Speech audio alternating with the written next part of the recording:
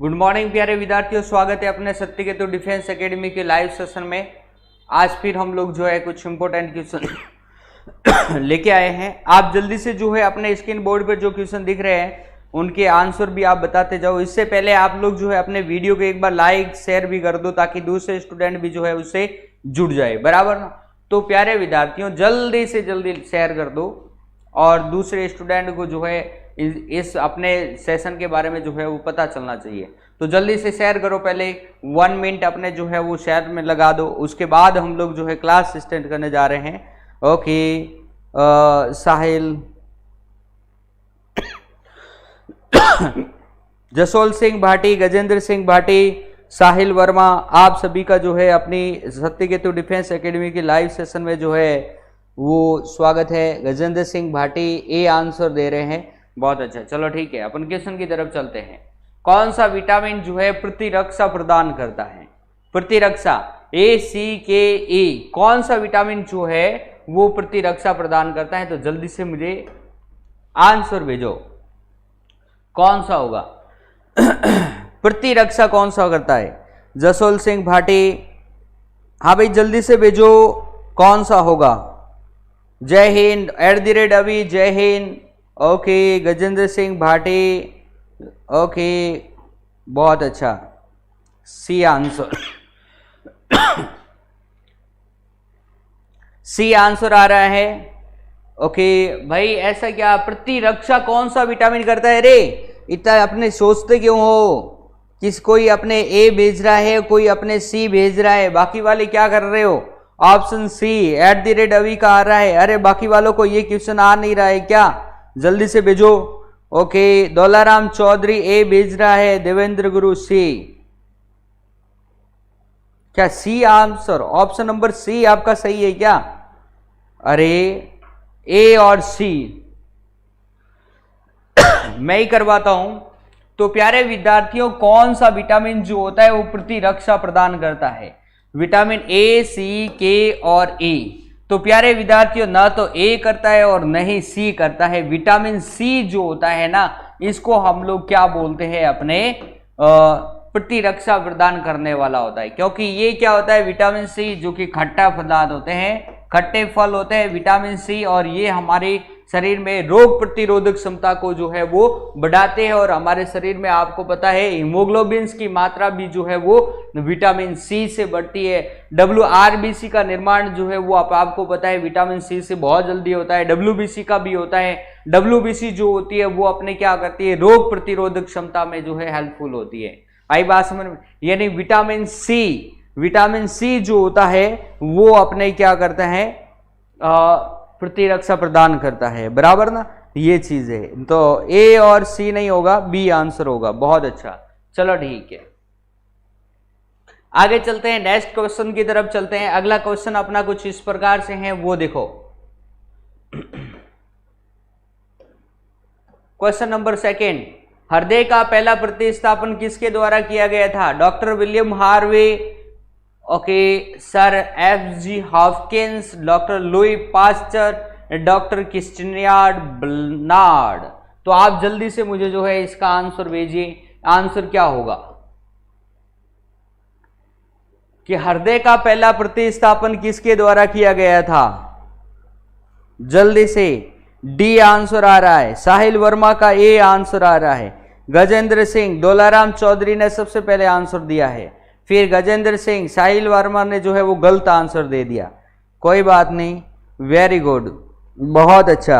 Doctor Christiaan Barnard, very good. Gajendra Singh Bhati, हाँ जी, second में डी आंसर जो है वो राइट होता है। बहुत अच्छा, @अभी डी आंसर दे रहे हैं, बहुत अच्छा, वेरी गुड। यानी हृदय का जो है वो पहला प्रतिस्थापन किसके द्वारा किया गया था?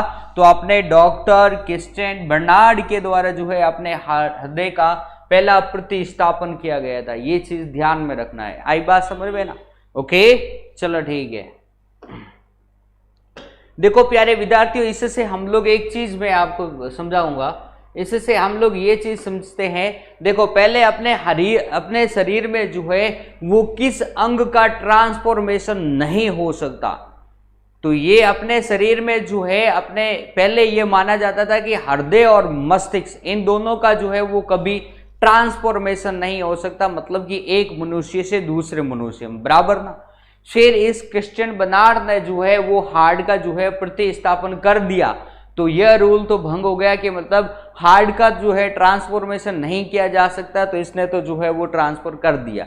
तो अब क्वेश्चन ये है कि अब हमारे शरीर का वह कौन सा भाग है जिसका ट्रांसफॉर्मेशन नहीं होता, तो वो भाग कौन सा है? मस्तिष्क। मस्तिष्क का हम लोग कभी ट्रांसफॉर्मेशन नहीं कर सकते, बराबर ना। तो ये चीज ध्यान में रखनी है। ओके, तो आगे चलते हैं, नेक्स्ट क्वेश्चन की तरफ चलते हैं। अगला क्वेश्चन अपना कुछ इस प्रकार से है, देखो विटामिन सी की कमी से कौन सा रोग होता है? तो जल्दी से मुझे बताओ, विटामिन सी की कमी से रिकेट्स का सूखा रोग, चर्म रोग, स्कर्वी या रतौंधी? जल्दी से आंसर दो।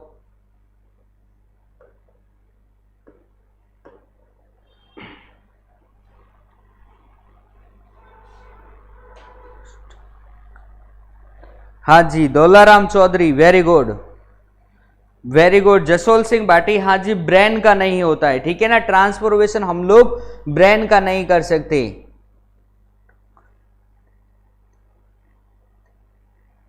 वेरी गुड, शाबाश, आप सभी का आंसर एकदम सही आ रहा है। रंजीत सिंह चंदावत का डी आंसर, साहिल वर्मा, @अवि, देवेंद्र गुर्जर, देवराज गुर्जर, बहुत अच्छा, वेरी गुड।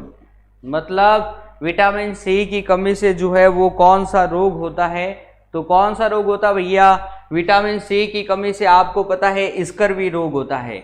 और यह स्कर्वी रोग क्या होता है? अपने शरीर का सबसे कठोर भाग, शरीर का सबसे कठोर भाग, शरीर का सबसे कठोर भाग कौन सा होता है? तो वो हमारा होता है दांतों का इनेमल, दांतों का इनेमल। और जब हमारे शरीर में विटामिन सी की कमी हो जाती है तब इस इनेमल में से क्या आता है? खून आने लगता है। तो इनेमल में से खून का आना ही क्या कहलाता है? स्कर्वी रोग का जो है वो क्या होता है? लक्षण होता है, बराबर ना। तो ये चीज हम लोग जो है यहाँ पे समझ चुके हैं कि स्कर्वी रोग में जो है वो क्या होता है, तो शरीर का सबसे कठोर भाग जिसे हम लोग क्या बोलते हैं? दांतों का इनेमल, उसमें से जो है वो क्या आता है? खून आने लगता है, ठीक है ना। एक बात और ध्यान में रखनी है, आपको बताए अपने मुख का जो पीएच मान जो होता है वो कितना होता है? 6.5 होता है, राइट। और जब यही पीएच मान उल्टा होकर के 5.6 या फिर 5.5 से कम हो जाता है तब हमारे मुख में से एक अलग तरीके से दुर्गंध आती है, प्लस अपने इस दांतों के इनेमल से जो है वो खून का रिसाव होता है। तो ये चीज अपने ध्यान में रखनी है कि अपने पीएच की गड़बड़ी के कारण भी जो है इस दांतों के इनेमल से खून आता है, प्लस विटामिन सी की कमी से भी जो है वो दांतों के इनेमल से खून आता है। जब विटामिन सी की कमी से जो है वो अपने इनेमल से खून आता है तब हम लोग इसको क्या बोलते हैं? स्कर्वी रोग बोलते हैं। और जब अपने पीएच की गड़बड़ी के कारण होता है उस समय हम लोग इसको स्कर्वी रोग नहीं कहेंगे। ये चीज जो है अपने ध्यान में रखनी है, राइट। आगे चलते हैं हम लोग, विटामिन ए की कमी से अपने जो है रतौंधी होता है, रिकेट्स यानी सूखा रोग हम लोग किसकी कमी से होता है? तो विटामिन डी की कमी से होता है। ये चीज भी आप लोग समझ गए होंगे, बराबर ना। ओके, आगे चलते हैं हम लोग प्यारे विद्यार्थियों, नेक्स्ट क्वेश्चन की तरफ चलते हैं। अगला क्वेश्चन अपना कुछ इस प्रकार से है, वो देखो। नेक्स्ट है, ऑक्सीकरण वैसी रासायनिक अभिक्रिया है जिसमें क्या होता है? ऑक्सीकरण किसे कहते हैं? पहले तो ये देखो, ऑक्सीकरण वैसी रासायनिक अभिक्रिया है जिसमें इलेक्ट्रॉनों का त्याग होता है, ऑक्सीजन का संयोग होता है, विद्युत धनात्मक समूह के अनुपात में वृद्धि होती है, उपर्युक्त सभी। तो जल्दी से मुझे इसका कमेंट बॉक्स में आंसर दो, क्या होगा? जल्दी से भाई कमेंट बॉक्स में आंसर दो, क्या होगा? इलेक्ट्रॉनों का त्याग होता है, ऑक्सीजन का संयोग होता है, विद्युत धनात्मकता समूह के अनुपात में वृद्धि होती है, जल्दी से क्या होगा? रंजीत सिंह चंदावत का ए आंसर आ रहा है, अशोक कुमार सही, Ranjit Singh okay, Pappu Oshiyan very good, बहुत अच्छा। तो प्यारे विद्यार्थियों, ये आप जो आंसर ए दे रहे हो, ए आंसर ये बिल्कुल गलत है, ए आंसर नहीं होगा। अब देखो क्या होगा, थोड़ा सा देखो, कल के जो अपने जो कल का जो पेपर था उसके अंतर्गत ये क्वेश्चन दिया हुआ था, उसमें कुछ मिसप्रिंट की वजह से जो है वो गलत छप गया था, बराबर ना, टाइपिंग मिस्टेक की वजह से। तो हम लोग इसको थोड़ा सा सॉल्व कर लेते हैं। देखो, ऑक्सीकरण वैसी रासायनिक अभिक्रिया है जिसके अंतर्गत इलेक्ट्रॉनों का त्याग भी होता है, बराबर ना, ऑक्सीजन का संयोग भी होता है और विद्युत धनात्मकता समूह के अनुपात में वृद्धि भी होती है। ये 3 पॉइंट जो है हम लोगों को ध्यान में रखना। जब भी आपको ऑक्सीकरण पूछे ना कि ऑक्सीकरण क्या होता है, तब हमें यही बताना है कि वे तत्व जो इलेक्ट्रॉनों का त्याग करते हैं प्लस ऑक्सीजन का संयोग करते हैं प्लस विद्युत धनात्मकता समूह के अनुपात में वृद्धि करते हैं, उसे हम लोग ऑक्सीकरण रिएक्शन कहेंगे, राइट। चलो ठीक है, आगे चले हम लोग नेक्स्ट क्वेश्चन की तरफ चलते हैं, ठीक है। हाँ जी, बहुत अच्छा, वेरी गुड, डी आंसर आ रहा है सभी का, डी आंसर, बहुत अच्छा, सब लोग मौज कर दिए। हाँ भाई, मौज तो कर दी, ए आंसर दे दे, मौज कर दी, ए आंसर क्यों दे रहे हो, ठीक है ना। चलो ठीक है, आगे चलते हैं, नेक्स्ट क्वेश्चन की तरफ चलते हैं। आगे वाला जो अपना क्वेश्चन है कुछ इस प्रकार से है। देखो, इलेक्ट्रॉन त्यागने की प्रवृत्ति क्या कहलाती है, देख लो, अभी हमने जस्ट किया ही है और सेकंड क्वेश्चन ये आ गया कि इलेक्ट्रॉन त्यागने की प्रवृत्ति क्या कहती है, ऑक्सीकरण, अवकरण और उत्प्रेरण, अभिप्रेरण। देखो प्यारे विद्यार्थियों, कि इलेक्ट्रॉन का त्याग क्या कहलाता है, ऑक्सीकरण, एक क्वेश्चन से दूसरे में। तो अपने तो यहां पर भी है, इलेक्ट्रॉनों के त्यागने की प्रवृत्ति को हम लोग जो है वो किस नाम से कहते हैं, तो अपने ऑक्सीकरण ही होगा। इसमें कुछ ज्यादा जो है वो सोचने वाली बात तो है ही नहीं, बराबर ना, ये चीज जो है वो ध्यान में रखना। ओके ओके, उत्प्रेरण अलग होता है, अभिप्रेरण अलग होता है, अवकरण अलग चीज होती है। ये अपने कुछ साइको के वर्ड यहां आगे हैं। अभिप्रेरण, लोहे पर जंग लगना किसका उदाहरण है, तो जल्दी से बताइए, ऑक्सीकरण, अवकरण, बहुलीकरण एंड जस्तीकरण। तो लोहे पर जंग लगना सामान्यतः किसका एग्जाम्पल होता है, जल्दी से बताओ। ऑक्सीकरण का होता है, अवकरण का होता है, बहुलीकरण का होता है एंड जस्तीकरण का होता है। ओके, क्लास को भाई लाइक करो, जल्दी से जल्दी अपनी क्लास को लाइक एंड शेयर कर दो भाई, इतने जने देख रहे हो, अरे क्या कर रहे हो रे, कंजूस बहुत हो, मैंने देख लिया है रे, क्लास को देख रहे हो, अच्छी लग रही है, फिर भी लाइक नहीं करते हो। हाँ वेरी गुड, ए आंसर दे रहे हैं, बहुत अच्छा। अशोक कुमार, साई, शिवम कुमार, गंगा सिंह सोडा, रंजीत सिंह @अभी, रंजीत सिंह बहुत अच्छा, शिवम कुमार बहुत अच्छा, वेरी गुड, बहुत अच्छा, ए आंसर दे रहे हैं सभी, A answer, very good, A answer ही तो होगा। लोहा पर जंग लगना एक ऑक्सीकरण अभिक्रिया है, यह एक रासायनिक अभिक्रिया भी है, रासायनिक अभिक्रिया, ये चीज ध्यान में रखना। रासायनिक अभिक्रिया भौतिक अभिक्रिया होती है और एक रासायनिक अभिक्रिया होती है, इसमें से ये हमारे पास में कौन सी अभिक्रिया है, रासायनिक अभिक्रिया। लोहे पर जंग लगने का यानी कि Fe2, लोहे के जो सूत्र जो होता है ना जंग लगने का, यानी कि Fe2O3.XH2O, यानी कि फेरेसोफेरिक ऑक्साइड। फेरेसोफेरिक ऑक्साइड जो है वो किसका सूत्र है, तो लोहे पर लगी भूरे रंग की जो जंग होती है उस जंग का सूत्र क्या होता है, Fe2O3, यानी कि फेरेसोफेरिक ऑक्साइड होता है, बराबर ना। ये चीज हम लोगों को ध्यान में रखनी है प्यारे विद्यार्थियों। ये क्या वो कई बार पूछा हुआ है, ध्यान में रखना। अपने ऑप्शन में जो है इस प्रकार से लिखा हुआ आता है Fe2O3, जरूरी नहीं है कि ये पीछे वाला लिखा हुआ आए, ओके, लेकिन इतना जरूर आता है, बराबर ना, Fe2O3, इसे हम लोग क्या बोलते हैं, फेरेसोफेरिक ऑक्साइड कहते हैं, राइट। आगे चलते हैं, नेक्स्ट क्वेश्चन की तरफ चलते हैं। अगला क्वेश्चन कुछ इस प्रकार से हमारा, अंतरराष्ट्रीय मात्रक पद्धति 7 मूलभूत राशियों में से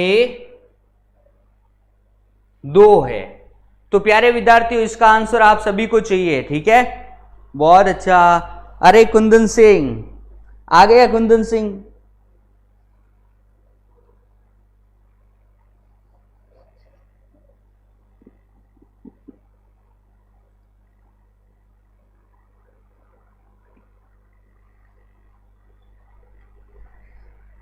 ओके, अरे कुंदन सिंह, चलो ठीक है, अब इसका आंसर भी भेजो। अंतरराष्ट्रीय मात्रक पद्धति के 7 मूलभूत राशियों में से 2 कौन से हैं? इनमें से 2 कौन से हैं? तो प्यारे विद्यार्थियों जल्दी से मुझे इसका जो है आंसर भेजो कमेंट बॉक्स में, जल्दी से लिखकर भेजो कि अपने अंतरराष्ट्रीय मात्रक पद्धतियों 7 में से 2 इनमें से कौन सी है, वो जल्दी से भेजो। वेरी गुड, सी आंसर आ चुका है सभी का, बहुत अच्छा। ए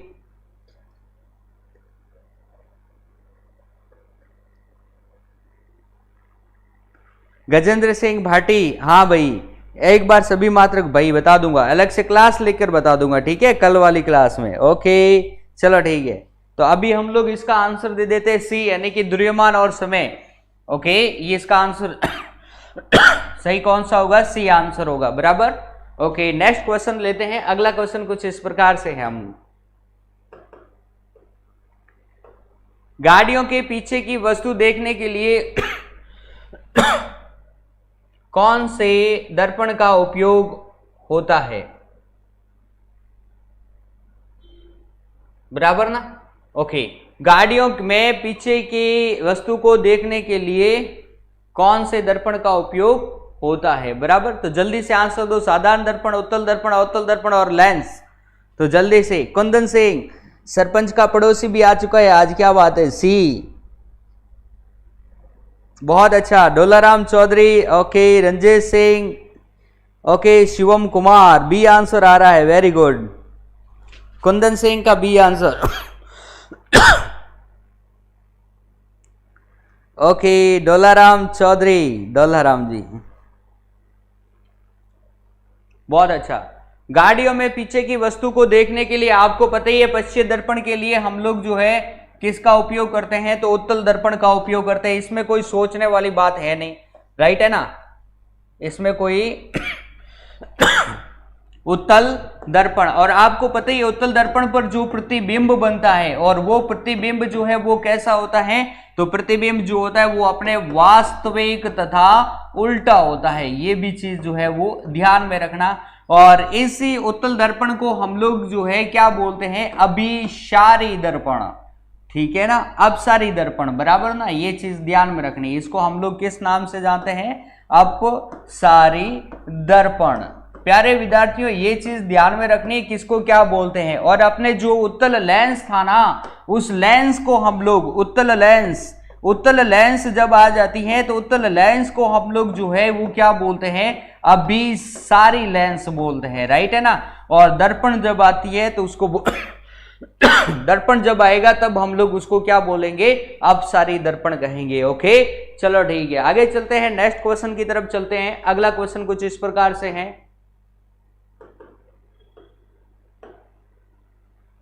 संदर्भ में निम्नलिखित कथनों में से सही पर विचार कीजिए। यह नियम सभी पिंडों पर लागू होता है, चाहे वे विश्व में कहीं पे भी हो। गुरुत्वाकर्षण बल एक क्षीण बल है। पृथ्वी द्वारा सामान्य द्वारा लगाए जाने वाला गुरुत्वाकर्षण बल गुरुत्व बल कहलाता है। तो जल्दी से इसका आंसर भेज दो, क्या होगा? मैं थोड़ा सा इस क्वेश्चन को जो है अपने स्क्रीन बोर्ड पर जो है वो शेयर कर देता हूं, बराबर। चलो ठीक है,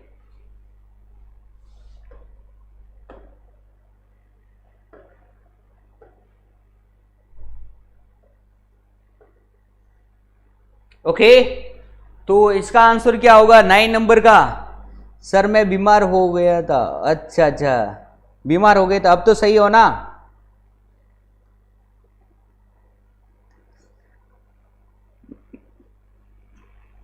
चलो कोई बात नहीं, अब सही हो गए तो बहुत अच्छा है।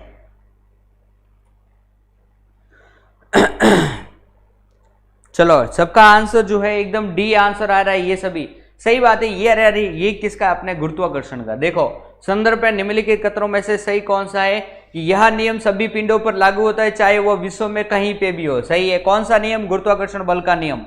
और गुरुत्वाकर्षण बल एक क्या होता है? एक क्षीण बल होता है, महसूस होने वाला बल होता है, बराबर ना। पृथ्वी द्वारा लगाए जाने वाला गुरुत्वाकर्षण बल गुरुत्व बल कहलाता है। सही है, पृथ्वी के द्वारा लगाए जाने वाला बल गुरुत्वीय बल। ये मैं आपको करवा चुका हूं सारा। ओके तो चलो ठीक है, आगे चलते हैं नेक्स्ट क्वेश्चन की तरफ। इसका आंसर क्या होगा? डी होगा। नेक्स्ट क्वेश्चन इस प्रकार से है, तांबा किसके द्वारा शुद्ध होता है? तो ये तो आप सबको पता ही होगा, इसमें कभी हमें लोगों को जो है ज्यादा सोचने वाली बात है नहीं, इसलिए आप ये जो क्वेश्चन है वो अपने होमवर्क दे देता हूं, ये होमवर्क में करना है, ठीक है। 11 नंबर देखते हैं, जंगरोधी इस्पात का निर्माण इस्पात का मिश्र तत्व किससे बना होता है? तांबर और निकेल, तांबर और क्रोमियम, क्रोमियम और निकेल। तो जल्दी से बताओ प्यारे विद्यार्थियों, बहुत अच्छा क्वेश्चन है ये कि अपने जंगरोधी इस्पात का निर्माण जो है इस्पात का मिश्र तत्व किससे बना होता है? तो जल्दी से बताओ क्या आंसर होगा इसका।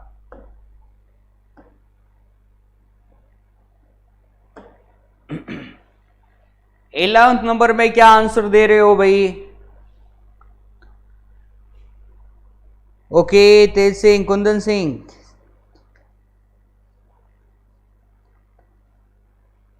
जल्दी से। अच्छा, सी आंसर आ रहा है, वेरी गुड, बहुत अच्छा, बहुत अच्छा, सी आंसर आ रहा है। क्रोमियम एंड निकल, हाँ जी, stainless steel, chromium and nickel, बहुत अच्छा, ये करवा रखा है, फिर भी आप लोग ध्यान में रखना। जब इस्पात में हम लोग जो है, एक बात ध्यान में रखना, इस्पात में क्या होता है, एक हमारे पास में होता है लोहा। देखो, लोहे के साथ में, लोहे के साथ में हम लोग जो है क्रोमियम और निकल, क्रोमियम प्लस निकल, इसका प्रयोग करते हैं, तब हम लोगों को जो है वो स्टेनलेस स्टील प्राप्त होती है, यानी कि इस्पात प्राप्त होता है। ये चीज भी ध्यान में रखना, इस्पात, ओके ओके। और इसी को हम लोग क्या बोलते हैं? स्टेनलेस स्टील भी बोलते हैं, ठीक है ना। ओके, चलो ठीक है, आगे चलते हैं हम लोग, नेक्स्ट क्वेश्चन की तरफ चलते हैं। हाँ भी, अच्छा, देवबंश यादव, ओके भाई, चलो आंसर तो दो पहले। अच्छा, सी आंसर दे रखा है, चलो ठीक है ठीक है, ओके। अब नेक्स्ट क्वेश्चन का आंसर दो।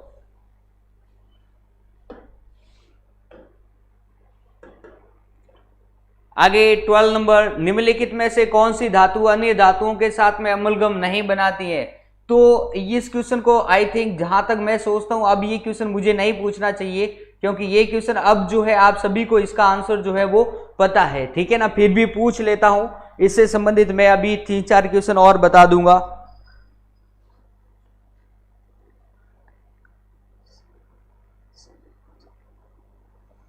ओके, कुंदन सिंह,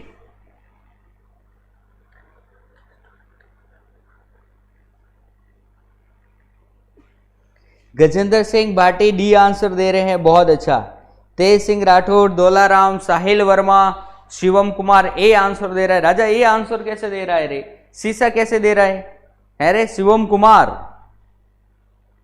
गजेंद्र सिंह भाटी, अशोक कुमार सिंह, साहिल वर्मा, जसोल सिंह भाटी, बहुत अच्छा।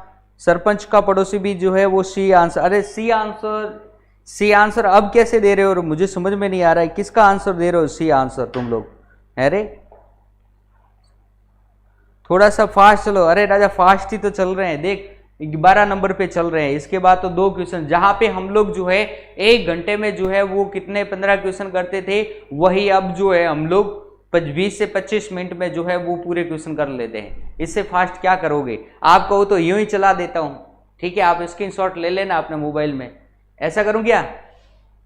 निम्नलिखित में से कौन सी धातु अन्य धातुओं के साथ में अम्लगम बनाती है? तो सीधी सी बात है, पारा, यानी कि Hg। और इसका अयस्क क्या होता है? पारे का अयस्क जो होता है वो अपने पास में होता है सिनेबार। क्या होता है? सिनेबार। मिनी माता तो जो है वो अपने क्या होता है, इस पारे की जो है, पारे के कारण जो है जो रोग होता है, उस रोग को हम लोग क्या बोलते हैं? मिनी माता बोलते हैं। आई बात समझ? इसी सिनेबार को यानी कि HgS, मर्क्यूरिक सल्फाइड, और इसी हम लोग जो है पारे को हम लोग क्या बोलते हैं? क्विक सिल्वर भी बोलते हैं, क्विक सिल्वर, ओके। और एक बात ध्यान में रखना, इस सिनेबार को हम लोग जो है मकर ध्वज भी बोलते हैं, कि सामान्यतः औषधियों में जो है मकर ध्वज के रूप में किसका उपयोग किया जाता है? तो सिनेबार का उपयोग किया जाता है। क्विक सिल्वर पारे को बोलते हैं। मिनी माता रोग जो कि मरकरी अपने पारे के कारण होती है, बराबर ना? ओके, आगे चले हम लोग नेक्स्ट क्वेश्चन की तरफ चलते हैं। सीसा जो है, शीशे का अयस्क कौन सा होता है? गैलेना होता है। ये चीज तो आपको पता ही है। सीसा किससे प्राप्त होता है? तो गैलेना से होता है, ओके। बात समझ में आ गई ना? और हमारे जो है वो अपने घर में जो फ्यूज प्रयोग करते हैं वो फ्यूज जो है किसके बना हुआ होता है? तो सीसा व टीन का बना हुआ होता है। कुंदन सिंह, आज नोटिस, अरे आज तो अरे हमेशा आता है नोटिफिकेशन, बट मोबाइल जो है बंद रखा होगा इसलिए। चल कोई बात नहीं। हमारी क्लास जो है अभी मेरी लाइव क्लासेस जो है वो 1:30 से स्टार्ट होती है। इससे पहले 1 बजे जो है अपने जीके की क्लास स्टार्ट होती है, उससे पहले अपने जो है मैथ की क्लास होती है। ठीक है, रूटीनली जहां तक मेरा मानना है आप सभी के पास में जो है इसके सारे के सारी जो भी हमारी लाइव क्लासेस चलती है उसके बारे में पहले से आपको जो है वो मैसेज भेज दिया जाता है। फिर भी अगर किसी कारणवश आपके पास में कोई मैसेज वगैरह नहीं आता है तो आप हमारे सत्यकेतु डिफेंस एकेडमी में कॉल करके या तो पूछ सकते हो, या फिर आपने यहाँ पर जो वीडियो चलता है उसके बाद में आप लोग जो है कमेंट बॉक्स में कमेंट करके जो है आप लोग उससे पूछ सकते हो उसके बारे में। फिर भी आपको अभी के अभी अगर उसमें जुड़ना है तो अपने स्क्रीन पे जो है ये लिंक दे रखा है, उस लिंक पे अगर आप लोग क्लिक करोगे तो अभी तुरंत जुड़ जाओगे। बराबर, ओके, चलो ठीक है, आगे चले हम लोग नेक्स्ट क्वेश्चन की तरफ चलते हैं। 13 नंबर, जर्मन सिल्वर में निम्नलिखित में से कौन सा नहीं होता है? कॉपर, निकल, सिल्वर एंड जिंक। तो प्यारे विद्यार्थियों ये तो आप सभी को पता ही है कि क्या नहीं होता है क्या होता है, क्योंकि ये मैंने आपको क्लास में जो है कई बार करवाया है। जर्मन सिल्वर एक होता है गन मेटल और एक होता है जर्मन सिल्वर।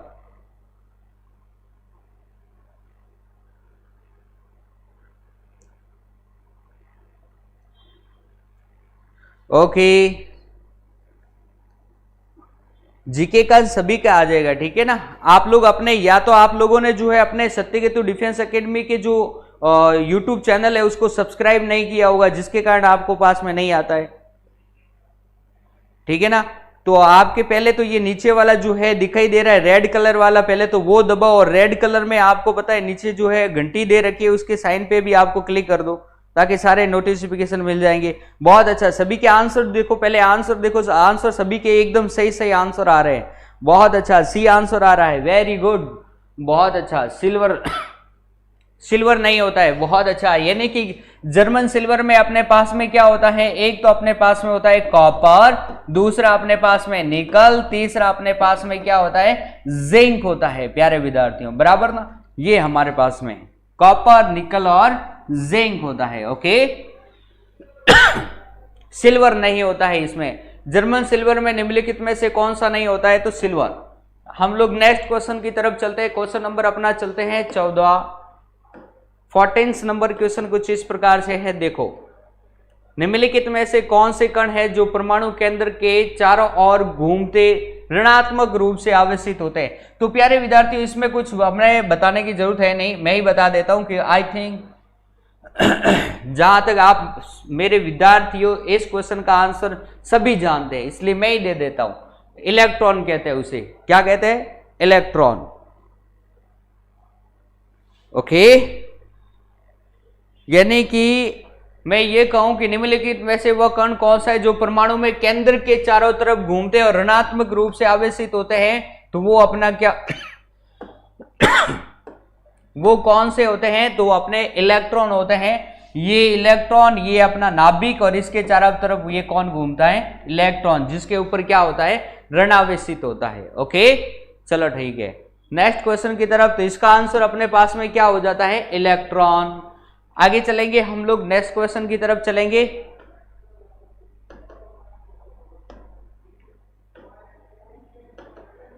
चलो, आणविक कक्षा का अभिविन्यास किससे नियंत्रित होता है? तो प्यारे विद्यार्थियों, हाँ जी कुंदन सिंह, बच्चे जानते हैं तो अब इसका आंसर दे दे, बच्चे जानते हैं, ठीक है। हाँ जसोल सिंह भाटी, अरे मुझे तो आप पर जो है पूरा विश्वास है, विश्वास नहीं बड़ा विश्वास है। आप लोगों को देखता हूं तो मुझ में कॉन्फिडेंस आता है कि मेरे प्यारे विद्यार्थी इतने होशियार है। हाँ चलो ठीक है, ओके ठीक है प्यारे विद्यार्थियों, आप सभी का जो है आंसर आ चुका है। फिर भी मैं आपका सभी जो आंसर दे रहे हो अभी स्क्रीन बोर्ड पे वो एकदम सही आंसर आ रहा है, ठीक है। तो और ये भी आंसर मैं आपको होमवर्क में देता हूं, अपने जब वीडियो खत्म होगा उसके बाद में इसका आंसर देना है, ताकि मैं आपको जो है वहां से मैं आपसे जो है वो रूबरू हो सकूं और वहां पर मैं आपको जो है कमेंट बॉक्स के द्वारा उसके आंसर दे सकूं, बराबर। ओके, तो ठीक है प्यारे विद्यार्थियों, आज की क्लास जो है आपको कैसी लगी आप लोग जो है जरूर अपने कमेंट बॉक्स में जब वीडियो खत्म हो उसके बाद में आप लोगों को जरूर बताना है वीडियो क्लास कैसी लगी और कैसे क्वेश्चंस लेके आने हैं। वो भी चीजें जो है आप जो भी बताना चाहते हो वो अपने कमेंट बॉक्स में जो दे रखा है वीडियो खत्म होने के बाद में वहां पर आप कमेंट करना, ठीक है। यहाँ तो अब जो कमेंट आ रहे हैं वो सारे के सारे कमेंट ऊपर जा रहे हैं, बराबर। ओके, तो आज की सेशन जो है हम लोग यहीं पे जो है समाप्त करेंगे। कल फिर हम लोग नया सेशन लेके आएंगे जिसके अंतर्गत कुछ और इंपॉर्टेंट क्वेश्चंस होंगे, बराबर। ओके, तो चलते हैं फिर। ओके, जय हिंद, जय भारत।